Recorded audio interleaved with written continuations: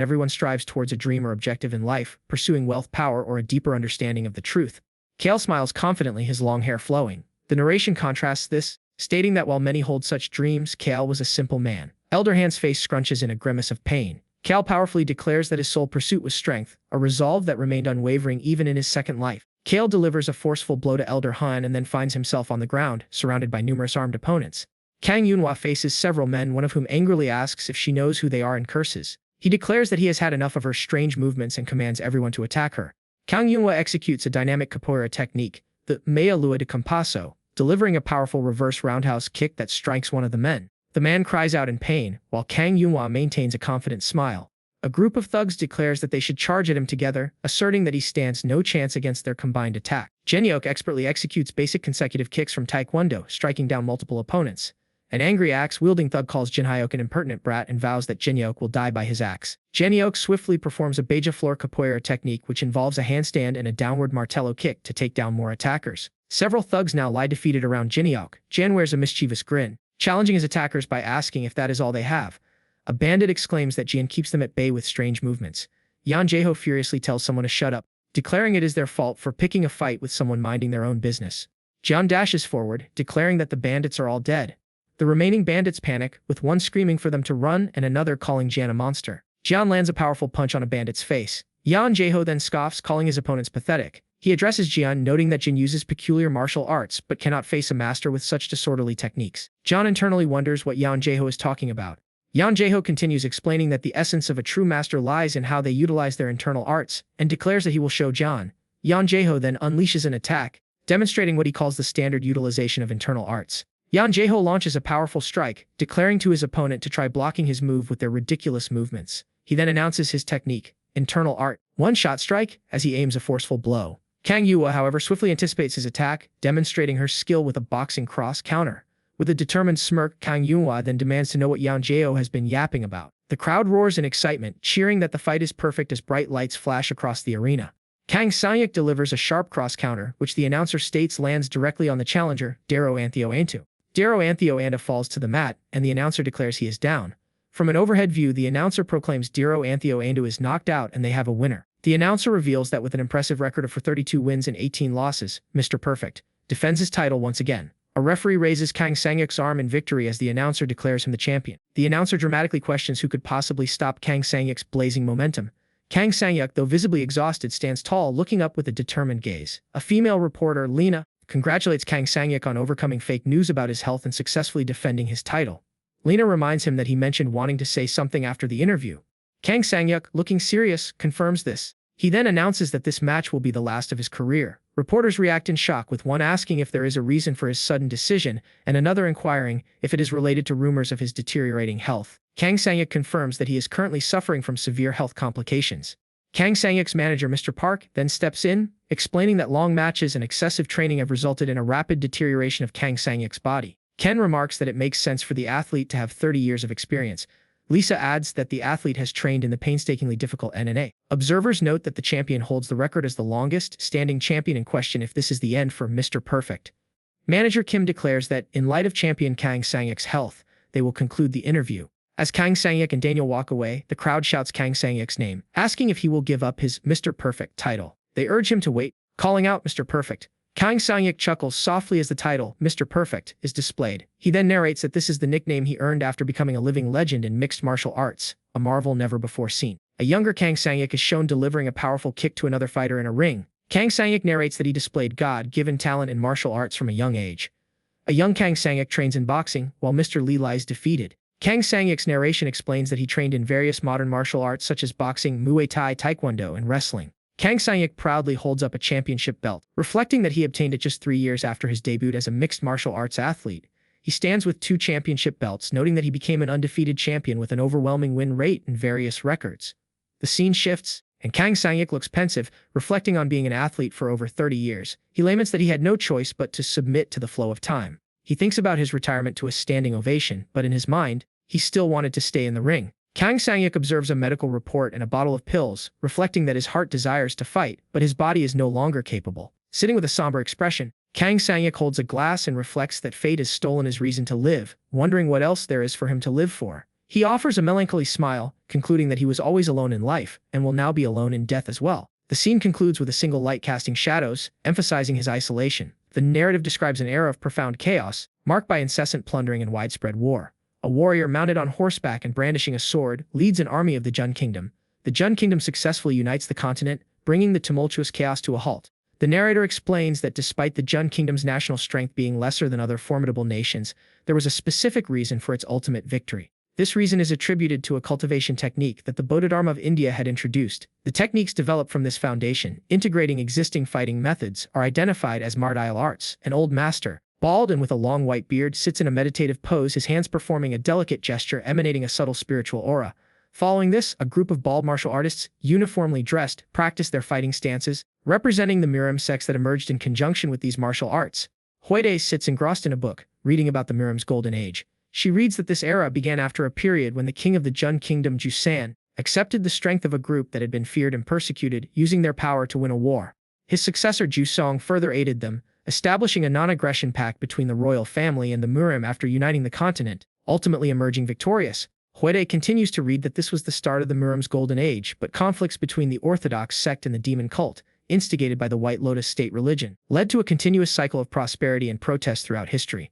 Huide closes the book, which is titled Central Murim Book 2 by Juj Jin, and muses about the Murim, finding the concept of internal arts particularly interesting. A housekeeper holding a broom confronts Huide, expressing exasperation that young Master Huide is there again. The housekeeper reminds Huita that she has repeatedly been told not to sneak in as they could be scolded by the Lord.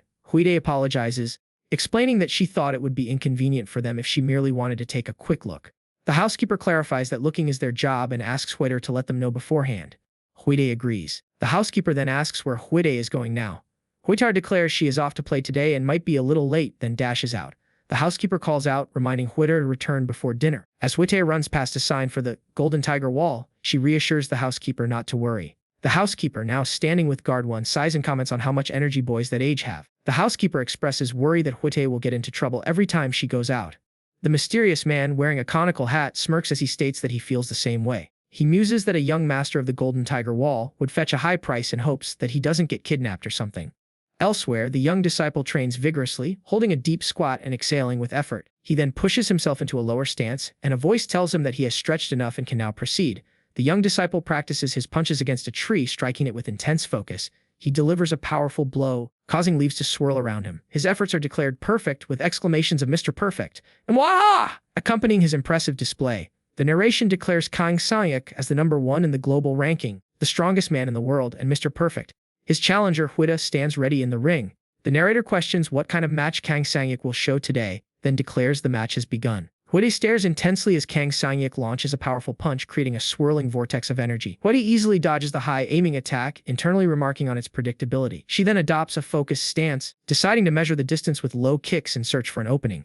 Huide swiftly executes a low kick. Huide fiercely parries an attack from an adversary, whose arm reaches out to grasp her leg. She initially wonders if it is a tackle, but swiftly realizes it is a mere feint. With newfound clarity and determination, Huide executes a powerful counter strike, landing a blow on her opponent and letting out a sharp cry of exertion.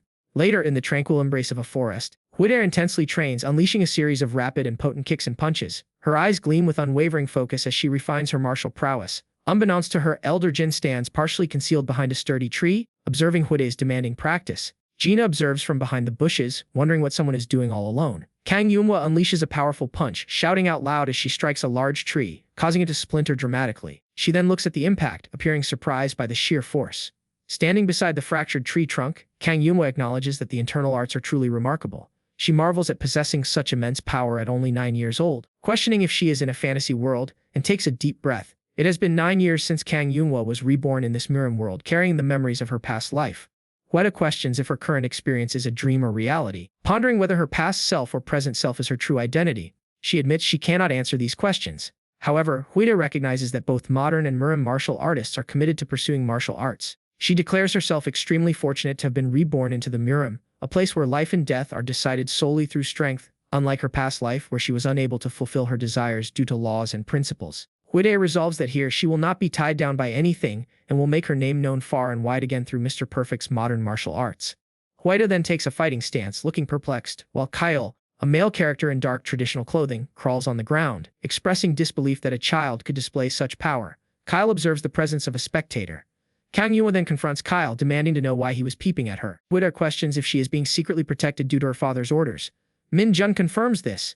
Min Jun then offers his apologies to Master Huida, admitting that he witnessed her training just now. Huida expresses her concern, stating that her current level of martial arts isn't good and worries about what people would think in the Murim where martial arts are prevalent. She frets over what might happen if her father discovers this. The scene shifts to the imposing structure known as the Golden Tiger Wall, identified as the weakest among the top 10 commerce clans, yet holding significant influence over the Central Plains business world.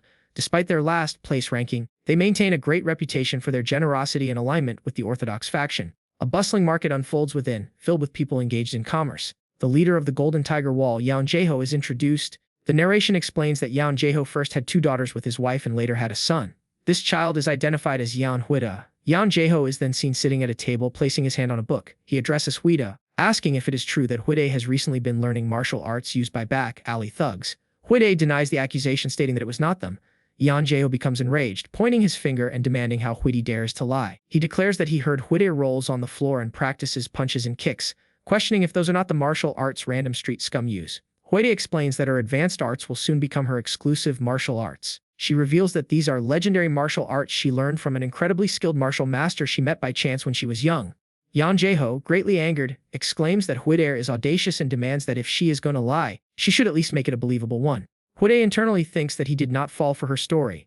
Yan Jeho insists that Huida stop with the nonsense and learn martial arts properly if she wishes to become a martial artist, promising to find her a good master. He suggests she become an external disciple at the nearby Manhwa sect. Huida flatly refuses, asserting that the martial arts she has learned are amazing, advanced techniques that are not inferior to theirs. Yan Jeho, shocked and furious, wonders how his usually obedient child became obsessed with such an absurd idea. He declares that her stubbornness leaves him no choice and informs Huida that she will be sent to Mount Hua sect in 10 days. Huida cries out to her father in distress. Huida challenges Yan Jeho to a bet, which Yan Jeho dismisses, calling her a young brat. Huida then asserts that Yan Jeho wants to send her to Mount Hua sect because he knows someone there. She proposes that he ask them to send a promising martial artist her age. Huida declares that she will spar with this martial artist to see whose martial arts are better. Yan Jeho responds with skepticism. Huida explains the stakes if she loses. She will follow his orders without complaint, but if she wins, he must stop interfering with her training. Yan Jeho calls her a knave rascal but ultimately agrees to the bet, stating that the loser will obey the winner's commands. Yan Jeho declares to Huida that a man's word is as good as his bond.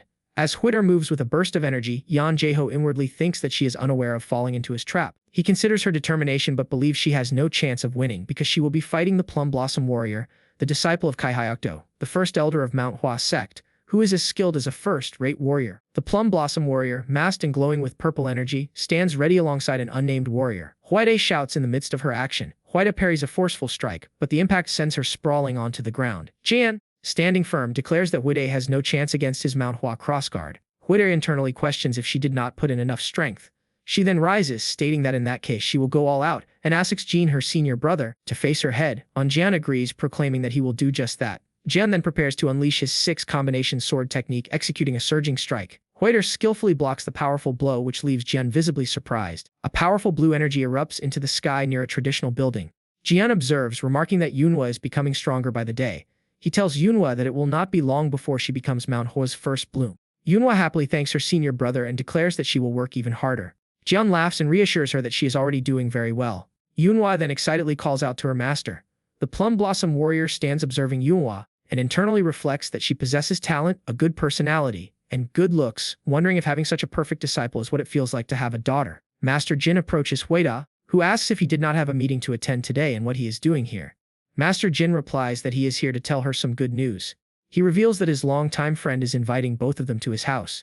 Huida's eyes widen with excitement as she asks if she will be able to eat sweets then. Master Jin chuckles and assures her that it will not be just sweets but tons of other delicious food as well. Huida then enthusiastically exclaims that there will be dumplings too and declares that she is totally for it.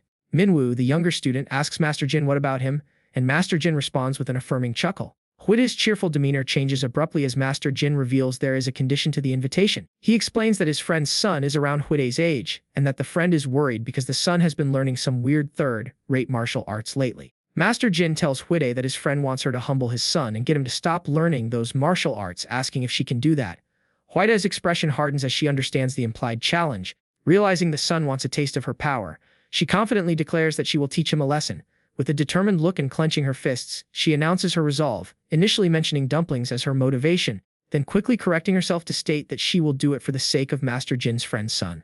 Time passes and the scene shifts to the Golden Tiger Wall's training ground. Various disciples gather, with one, Disciple A, excitedly announcing that Master Huide is preparing to spar with a Manhwa Recacp disciple. Another disciple, Disciple B, quickly corrects Disciple A, clarifying that it is a spar, not a fight. Disciple C expresses worry for Huide, stating that her opponent is a rising martial artist from the Manhwa Recacp and fearing Huide might not be a suitable match. Disciple B then whispers, alleging that Huide is using strange low-level martial arts that offer no chance of victory, before quickly shushing himself, concerned about being overheard. Meanwhile, Yan Jao smiles slyly, thinking to himself that while he doesn't wish for his child to suffer, he believes Huide will only strengthen after experiencing significant humiliation. Huide, standing nearby, looks at Yan Jao with an annoyed expression, telling her father that his inner thoughts are too apparent and requesting he control his facial expression. She then reacts with a questioning him. Suddenly, Jian arrives with a young boy in his entourage, apologizing for their tardiness. Yan Jao warmly assures Jian that it is no problem, asking if their accommodations last night were comfortable. Jian replies that they rested well thanks to him, and the young disciple also expresses gratitude for the hospitality shown. Yan Jao exclaims in surprise, asking if Kang Yunhua is just a kid, to which Kang Yunhua retorts that Yan Jao is also a brat.